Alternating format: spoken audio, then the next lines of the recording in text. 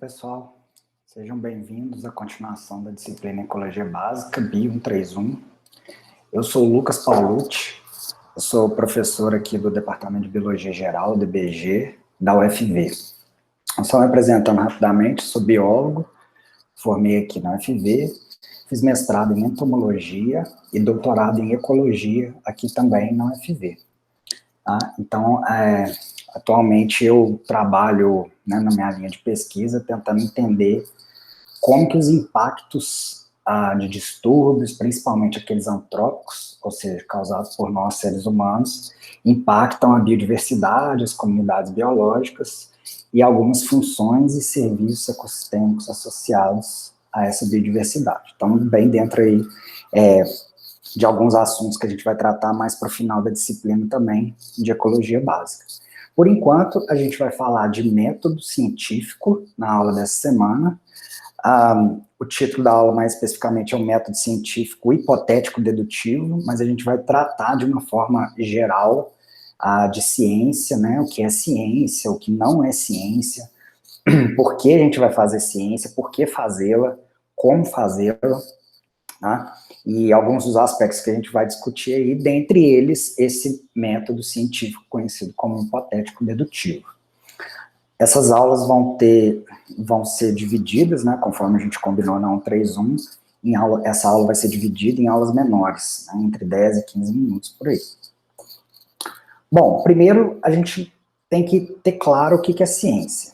Então, assim, não tem um conceito, mas para começar, muita gente, a gente pensa assim, é o que é ensinado no livro-texto, nos livros de ciência, mas é só olhar ao seu redor. Agora mesmo você está assistindo essa aula na internet, né, no seu computador, online ou não, você pode ter baixado antes, mas fato é que tudo que está te proporcionando assistir essa aula agora é derivado de um conhecimento anterior que veio da ciência.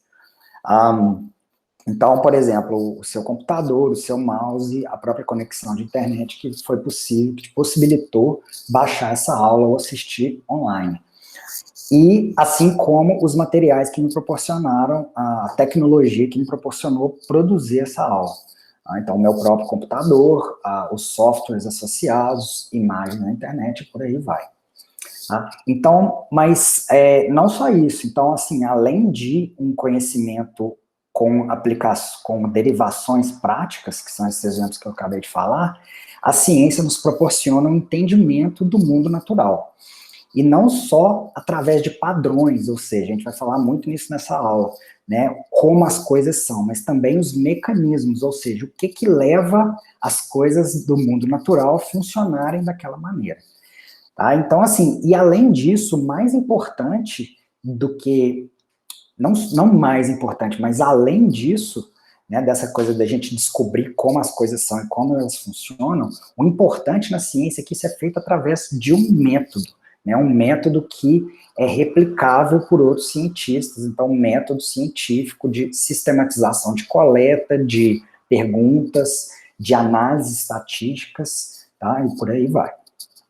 Bom, mas algumas definições de ciência, elas centram nessa ideia de que, em algumas ideias que, se a gente juntar, a gente pode ter um entendimento maior do que é ciência. Então, por exemplo, seria a soma de todos os fatos, definições, teorias e técnicas encontradas em todas as disciplinas científicas.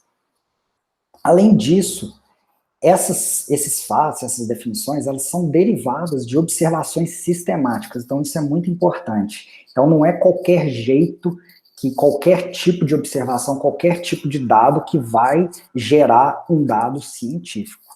Então, com isso, a gente tem métodos próprios de investigação, não simplesmente esses fatos ou resultados. E a gente vai ver que isso acaba se diferenciando um pouco de outros tipos de conhecimento, de formas de abordagens de se entender o mundo natural.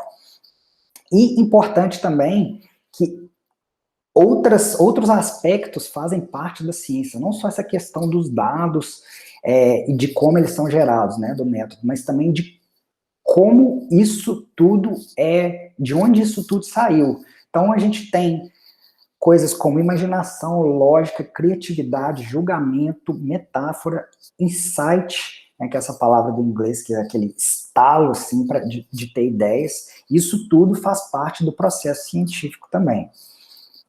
E uma figura que ilustra muito bem isso que eu acabei de falar é essa diferença entre informação, que são conjunto de dados necessariamente não ligados entre si, e quando a gente tem o conhecimento, que então é gerado um dos tipos de formas de abordagem que se gera conhecimento é a ciência. Então, uma ligação, uma compreensão mais profunda de como essas informações são conectadas. Eu achei interessante trazer esse aqui, o insight, que é justamente esse estalo de ideias que não necessariamente são tão claras, são tão claramente ligadas entre si, mas que pode ser que, apesar da distância entre elas, elas forneçam alguma explicação que seja plausível e até melhor do que explicações anteriores para fenômenos naturais. Então, a gente vai ver isso tudo ao longo dessa aula, tá?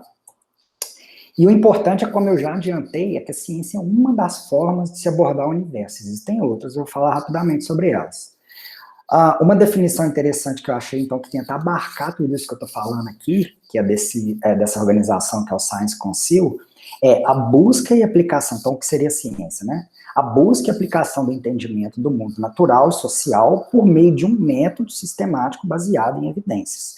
Isso é muito importante, isso está no cerne do método científico, que é o tema da nossa aula de hoje. Além disso, a gente pode pensar, então, para entender melhor, não além, mas assim, para complementar o nosso entendimento do que é ciência, a gente pode pensar quais são ou qual o objetivo da ciência, de uma forma bem ampla. Então, de uma maneira geral, a gente poderia dizer que o principal objetivo da ciência, ou um dos principais, é descrever como as coisas acontecem e por que elas acontecem dessa forma no mundo natural. Tá? Então, o que é essa coisa de descrever como as coisas acontecem? Isso é o padrão. Então, descrever certo fenômeno. Aquilo lá está acontecendo daquela forma. Por exemplo, todo dia eu vejo o sol nascendo no leste e se pondo no oeste. Tudo bem? Isso é um padrão. Então, o sol nasce no leste, vai percorrendo o horizonte e morre no oeste. Um padrão no caso, inclusive recorrente. E outro objetivo da ciência é justamente descrever o porquê que isso acontece. Tá? Então, ou seja, o mecanismo desse padrão. Ou processo, a mesma coisa. Então, tem gente que usa a palavra mecanismo, tem gente que usa a palavra processo. No caso do nosso exemplo, é porque a Terra gira em torno do Sol. Essa é a explicação desse padrão. E não o contrário, por exemplo, como se achava antigamente. Então, se a gente consegue atingir esses objetivos, em parte pode-se dizer que a ciência daquele tema tem sido contemplada. Mas como a gente vai ver ao longo da aula, esse processo ele é contínuo de aprendizagem. No caso desse exemplo, já está bem estabelecido, que eu dei do Sol. Mas, em alguns casos, a gente vai melhorando o nosso conhecimento na medida que a gente vai adquirindo evidências e um conhecimento mais refinado acerca daquele assunto. Bom, mas será que a ciência sempre traz uma verdade absoluta? Ela não garante a verdade. A verdade é que não, tá? Isso porque a ciência está aberta, como eu já disse anteriormente, a melhorias, advindas de novas ou, eventualmente, melhores evidências. Tá? Então, o que isso quer dizer? Que a ciência que é relativa a um determinado assunto que você esteja estudando, ela pode estar, né, não necessariamente, mas pode estar sempre em construção, ou seja, incorporando, melhorando nosso conhecimento na medida que novas evidências aparecem, como eu disse aqui. Tá? Então, é muito importante para a gente entender esse conceito de ciência, qual que é a lógica da ciência e como a ciência trabalha, que a gente vai, então, reconhecer que o conhecimento científico, ele pode mudar. E isso, na verdade, é desejável, porque isso nos aproxima de uma explicação que seria a mais correta. Então, uma das características muito importantes da ciência é que ela não é estática. Isso vai ajudar a gente a diferenciar a ciência de verdade de algumas outras pseudociências que eu vou falar um pouquinho mais para frente.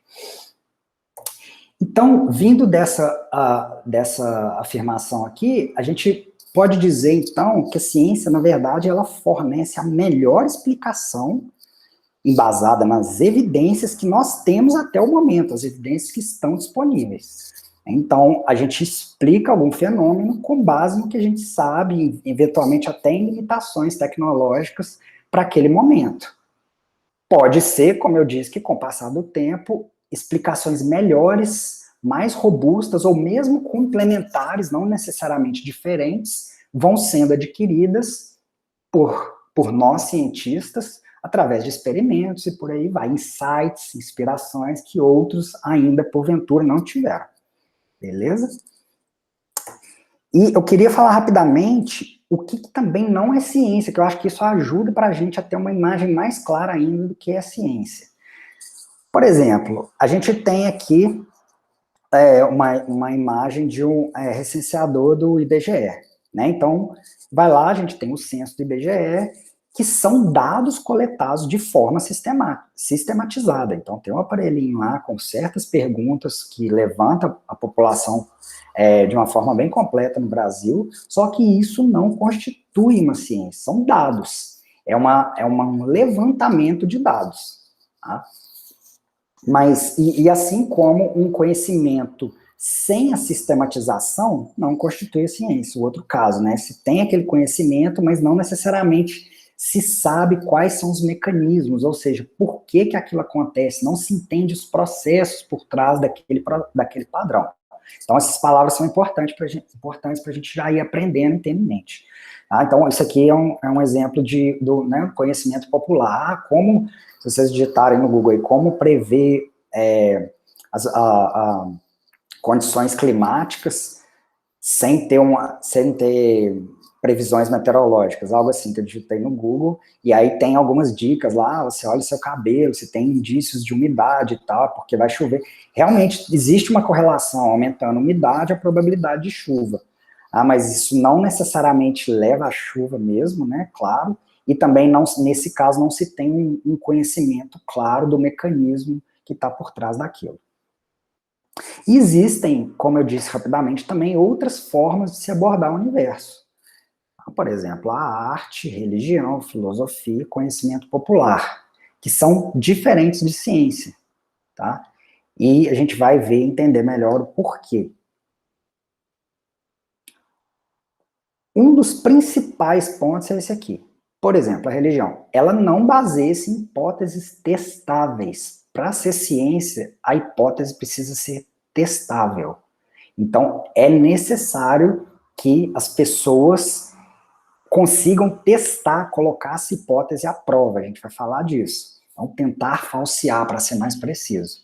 No caso da religião, ela parte do princípio de que as manifestações e verdades, entre aspas, sobrenaturais, não são verificáveis. E por serem obra do divino, contém uma atitude implícita de fé, são infalíveis e indiscutíveis. Ou seja, é questão de fé, de acreditar, não tem como testar, e é isso aí. Isso não é ciência. É uma outra forma de abordar, de tentar explicar, entender os fenômenos que a gente observa. Mesma coisa com a filosofia. Já são argumentos lógicos que são baseados na razão. Então, não são hipóteses testáveis. Então, no caso da filosofia, a gente tem uma construção de argumentos que devem ser lógicos, né, para formar um argumento lógico, mas que não são baseados em ideias e hipóteses testáveis, como é a ciência. E é importante que esse teste, no caso da ciência, é necessário que outros pesquisadores, qualquer pessoa, consiga testar também, não que seja uma experiência pessoal. A gente vai falar disso também. Tá? Então, rapidamente aqui surge quando o ser humano, a filosofia, né? Busca entender o mundo por meio da razão. Então, abandonando as interpretações teístas relacionadas à religião, mitológicas e tradicionais. Então, aquela história de construção do argumento. Tá? Eu achei isso interessante de um grande filósofo da ciência, o Lactus, 91, que o conhecimento filosófico é caracterizado pelo esforço da razão pura para questionar os problemas humanos e poder discernir entre o certo e errado, unicamente recorrente à luz da própria razão. Então, não tem essa questão do teste de hipótese. E como eu disse, vou passar até mais rápido aqui, o conhecimento comum, então, é baseado na experiência, senso comum, muitas vezes também um conhecimento transmitido entre pessoas, tá? Então, aqui, passado de pessoa para pessoa, inclusive fazem parte de tradições de um povo, assim como religião, filosofia, arte, fazem parte também. Então, são formas de se abordar, de se entender o universo, que são super importantes. Tem essa questão cultural, a própria questão de conhecimento mesmo, mas que não são abordagens científicas. Para a gente terminar essa parte, eu queria falar rapidamente de pseudociência. Então, a gente tem a ciência, como ela como eu já mostrei algumas definições aqui, a gente tem outras formas de se abordar o universo, tá? Por exemplo, a religião, filosofia, que não são científicas, mas também nem pretendem ser, e a gente tem as pseudociências, que continuam não sendo ciência, como o próprio nome já diz, pseudo, né, do grego falso, mas que pretende se passar por ciência. Aí começa a complicar. Então, rapidamente, algumas características do que seriam essas, de como são essas pseudociências, para facilitar a gente reconhecer esse tipo de abordagem. Geralmente, as ideias são estáticas ou mudam aleatoriamente.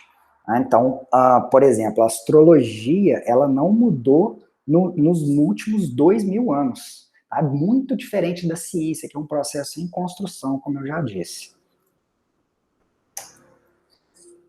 Inclusive, para ilustrar isso, tem uma frase famosa do Newton, de 1675, que ele fala assim, né, traduzindo para o português: se eu vi mais longe é por estar sobre os ombros de gigantes. Inclusive, não sei se vocês conhecem já o Google Acadêmico, a plataforma para procurar artigos científicos. Há um tempo atrás, ela trazia essa frase, que justamente ilustra isso. Se eu conseguir ver mais longe, no caso do Newton, ou seja, descobrir coisas novas, avançar naquela parte da teoria que eu trabalho, é justamente porque eu estou apoiado sobre os ombros de gigantes, ou seja, os gigantes são cientistas anteriores a ele que contribuíram com conhecimento que possibilitou que ele sedimentasse e avançasse ainda mais naquela área do conhecimento. Tá? Então, isso é típico da ciência, enquanto isso é típico da pseudociência. Outra coisa, as pseudociências são baseadas em experiências anedóticas, ou seja, experiência pessoal. Né? Então, aquela história, eu amo alguém da minha família, mas eu não consigo demonstrar isso para ninguém, eu não consigo só falar, mas não tem como outra pessoa saber o que eu quero dizer, o que eu sinto de fato. Então, essa experiência pertence só a mim, não é um argumento científico, portanto, porque ela não é reproduzível, simplesmente por isso, tá? Teorias da conspiração, então as pseudociências se apoiam muito nisso. O governo não quer que você saiba a verdade, os cientistas estão escondendo. Mentira, pelo contrário, os cientistas querem demonstrar, e eles vão ficar, acreditem ou não, felizes em demonstrar que alguma coisa que se achava verdadeira é falsa, porque isso avança no nosso conhecimento. Então imagina um cientista que descobre que a teoria da relatividade é falsa. A teoria da evolução por seleção natural é falsa. Se ele consegue mostrar que isso, na verdade, olha, a gente achava que era assim, mas eu descobri uma evidência nova, e não é bem assim, isso é falso. Pelo contrário, ele vai se tornar mundial, esse cientista vai se tornar mundialmente conhecido, vai ter prêmio, vai ganhar dinheiro para mais pesquisa. Então, os cientistas não querem esconder nada, não. Né? A gente busca, de fato, descobrir as coisas e avançar no conhecimento científico. Outra característica das pseudociências é a grande confiança na confirmação ao invés da refutação. A gente vai falar mais para frente o que é isso, né? Mas só lembrar daquelas histórias dos OVNIs, das abduções que tem na televisão, eles entrevistam todo mundo que viu o vizinho, o amigo do vizinho. Nossa, eu vi mesmo, eu vi uma nave passando. Mas e aí?